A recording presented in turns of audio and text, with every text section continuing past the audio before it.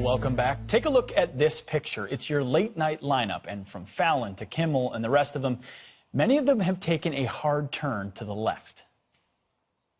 Trump had a nice visit to Puerto Rico. He said it gave all the first responders a chance to meet with the last responder. He likes to bring Melania this kind of thing in case they encounter a situation that requires showing concern for other human beings. That becomes her job. In a new interview, House Speaker Paul Ryan said he thinks President Trump's heart is in the right place on race relations. Oh, sorry, I misread that. His heart is in the white place.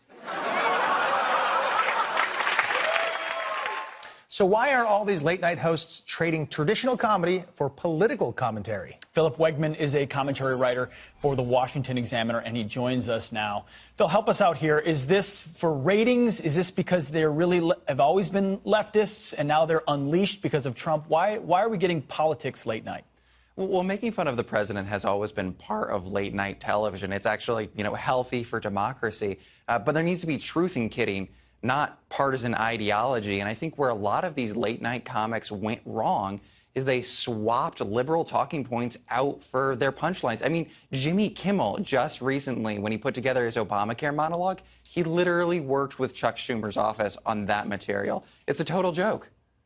Wow. Yeah, that's actually having talking points from Schumer into the monologue. That's a rough one. And I know Jimmy. And I like Jimmy. I mean, he made fun of you and your hair. He did. But I like those guys. But I don't like watching it personally. I don't want to get that politics. Like, I don't mind jokes, but the hard politics, it's just, and it's always at Trump's expense.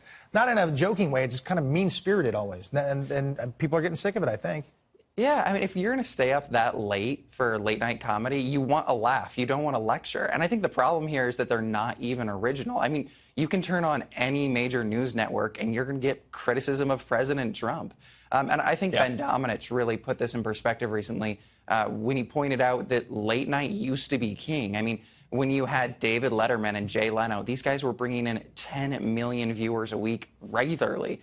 Now, the best Kimmel and Fallon and Colbert can do is about 8 million. It's going downhill quickly. Don't you think there's a massive opening for that comedian that could laugh at both sides, that could be lighthearted the way, say, Leno was? I mean, could we see that happen?